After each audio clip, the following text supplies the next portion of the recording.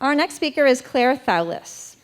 Clare is a Kenyan student who studied zoology in the UK and Australia. Since graduating, she has worked in Mozambique, the Seychelles, and managed a year-long diving survey in Scotland. Next year, she wants to go on to do a PhD in animal social behavior. Clare is one of the few students who participated in the fall remotely due to being in Kenya and the many constraints of international visas and travel during a global pandemic. We were so relieved and grateful when Clare was able to join us in January and be a part of the community here in San Diego, in person, in real life with the cohort, where she has proven herself to be an incredibly important part of the cohort. We're excited to have the summer together that we can spend with Clare and show her a bit more about San Diego and California before she returns back to the east coast of Africa for the next migration. Her talk today is called Where the Whales Go, the Migration Routes of Humpbacks in the Southwest.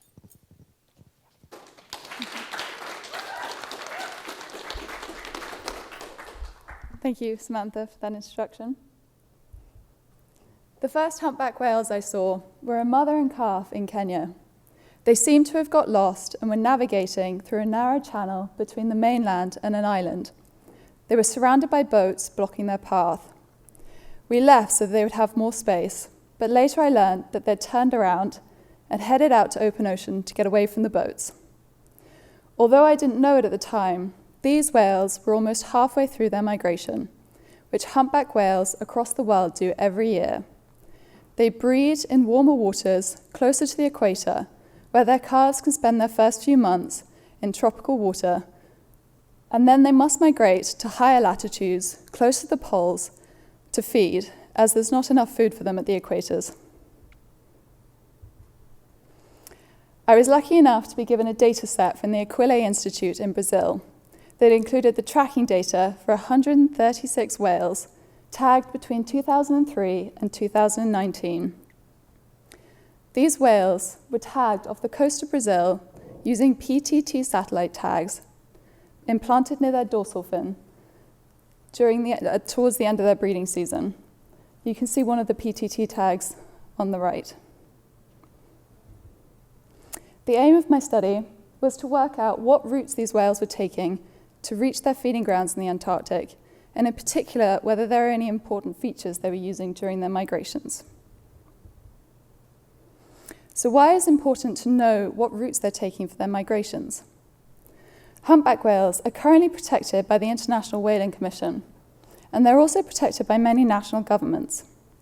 Although their populations are increasing, they're still at threat from things such as entanglement in fishing gear, boat strikes, and environmental change. In order to protect this charismatic species effectively, we must first know where they go and which areas are important habitats for them. Seamounts are undersea mountains rising from the seafloor but not reaching the surface. They are key biodiversity hotspots in the world's open oceans. They provide a substrate for species such as sponges and corals to settle on, and their slopes force nutrient-rich waters up from the depths to the surface, increasing the densities of plankton. Smaller fish feed on the plankton, and they in turn attract larger pelagic species such as tuna and sharks. Although seamounts are recognized as important habitats, their true value is likely not fully known yet. Seamounts are targeted by fishing vessels at higher rates due to the high densities of fish. There's also been increasing interest in the mining of seamounts. Seamounts are often high in precious metals, and these precious metals are used in your phones, and the demand for smartphones is driving this interest in deep-sea mining of seamounts, and may drive the devastation of delicate deep-sea communities. Humpback whales have been found to use seamounts during their migrations as social aggregation sites, opportunistic feeding grounds, and possibly to use their oceanographic features for navigation during their migrations. However, these studies were conducted in the Pacific, and thus far, no research has shown whether other populations in the Atlantic do the same. I wanted to fill this gap and to find out whether this population of humpbacks in the Southwest Atlantic also use seamounts during their migrations. I used R, a data analysis software that uses its own programming language, which Eva's already told you about, to sort and organize the data, as I had a lot of data. So I first removed low-quality locations, and I also removed locations where the whales were moving at unfeasible speeds. I then removed all the whales that didn't include migration data because their tags stopped transmitting before they started their migrations. For the final analysis, I was left with 47 whales, 25 female, 15 male, and 7 of unidentified sex. All but one of the females was accompanied by a calf. I then input this data into ArcGIS. Arc is a geographic information software that is used to create maps and to analyze location data. This map on the right was created in Arc and shows all the location points for all 47 whales across the whole study period in the green circles, as well as all the seamounts in the area with the red triangles. Zooming into the beginning of their migration, the first thing I found was that this population of whales tends to use 2 different routes when it first starts its migrations. The whales that use the offshore route follow a shallow water bank and then turn southeast, often across the Victoria Seamount and then over the Almirante Saldanha Seamount. The whales that use the coastal route follow the coastline further south until just north of Rio de Janeiro, and then they also turn southeast. Although the population uses 2 very different routes to leave the coastline, their routes then converge for the rest of their migration. Zooming out to the whole of the study area, the second thing I found was that although many of the whales used a very similar migration path, there were 3 that migrated in a very different way. The whale track that's shown in blue uses a very typical offshore route, crossing over the Victoria Seamount between the São Tomé and Almirante Saldanha Seamounts, and then directly over the Rio Grande Rise. The whale track that's shown in orange uses a very typical coastal route, following the coastline and then following the range of seamounts north of the Rio Grande Rise. The whale whose track is shown in green also reaches the Rio Grande Rise, but then it turns around and heads back to the Almirante Saldanha Seamount. As the tag then stopped transmitting, it's impossible to know what it did next. The whale whose track is shown in purple was actually tagged further north than the other whales, so it started its migration further north. It heads directly to the mid-Atlantic ridge and then turns 90 degrees and follows the ridge south to its feeding grounds. The whale whose track is shown in pink uses the coastal route to leave the coast, but then takes a more southerly direction across the Argentine basin, avoiding all seamounts. As most of the whales in this population were not tagged, it's very possible that there are many other whales using these alternative migration paths. This shows that more tracking and research is required to establish whether these are commonly used migration routes, and in particular, whether there's a subpopulation in the north that uses this alternative migration path that goes past the mid-Atlantic ridge. Perhaps the most significant finding of the study was that 49% of the whales traveled directly over the Rio Grande Rise, and 80% go within 150 kilometers of it. This map shows the number of location points per grid cell of 50 by 50 kilometers for all the whales. The darker grid cells show where there is a higher number of location points. And over the Rio Grande Rise, there is a slightly darker yellow and orange section than over the rest of their migrations. The darker points at the top and the bottom are where they're leaving their feeding grounds and when they arrive at the feeding grounds. Unfortunately, marine mammal tags do not transmit at equal time intervals, so it's therefore difficult to work out their densities. I've used this grid system as a proxy for density. These results show that this population of humpbacks does frequently migrate over several different seamounts during their migrations. This is significant because migrations are critical to humpbacks. They must reach higher latitudes to feed, and therefore anything that negatively impacts their migrations can have serious consequences for them.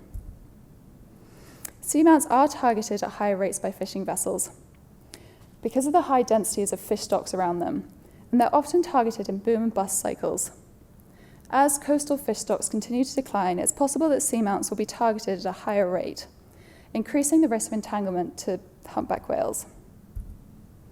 perhaps more significantly for this area, the Brazilian government is currently trying to extend its territorial waters so that it can mine the Rio Grande rise. The rise is high in iron, manganese, and other precious metals, so it's an attractive location for them to mine. However, mining the rise is likely to be very damaging for the communities that live on it. It's likely to rip up delicate, slow-growing communities such as deep-sea corals and will smother marine life in sediment plumes. While its impacts on humpback whales are not fully known yet, it's likely to increase anthropogenic noise, making it harder for them to communicate and perhaps driving them out of the area. It may also increase the amount of toxic metals suspended in the water column. It will increase sediment particle suspension, reducing the visibility for whales and making it harder for them to communicate, engage in opportunistic feeding, and possibly to navigate. If further research shows that these whales are using the Rio Grande rise for socializing, navigation, or opportunistic feeding during their migrations, then mining the rise is likely to negatively impact their migrations. The rise is a very productive area, and so it is possible that they're using it for opportunistic feeding during their migrations. As seamounts are fragile, productive ecosystems in the world's open oceans, there have been calls worldwide to increase protections for them and to designate many of them as marine protected areas. The fact that humpbacks are frequently migrating over them only adds to the importance of seamounts and the need to protect them from threats such as fishing and mining. I would like to thank my committee, Dr. Alex Sabini, Heidi Batchelor, and Dovi Kasev. I would also like to thank the Aquila Institute for allowing me to use this data. And I'd like to thank Max Rintel for his help with R, and Jono Allen for allowing me to use his amazing photographs. I'd also like to thank Samantha and Risa and the rest of the MAS leadership, and also my cohort for all their support. Thank you.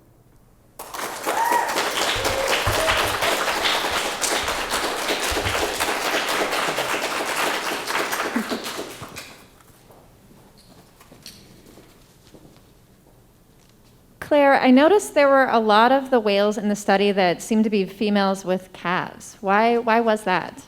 So the whales weren't tagged randomly. It wasn't a sort of random study. What they did was tag them towards the end of their breeding season, so they were more likely to get the migration paths. But what you end up with is more females with calves stay later in the wintering grounds, the breeding grounds. So when they're tagging later on in the season, there's far more females with calves around. It's also easier to tag females with calves because they come to the surface a lot more, so they're easier to spot. Great. And why did the whale whose track was shown by the green line turn around when it reached the Rio Grande rise? Or why do you think? Well, definitely not known, but it's a very interesting behavior that hasn't been documented often. So that was a female with a calf, and she was seen with a calf when she was tagged. The only other time that behavior has been documented is for whales that have had a miscarriage, and they return to the breeding grounds to try and conceive again. So there is a possibility that when it reached the Rio Grande rise, it lost its calf and decided to return to the breeding ground.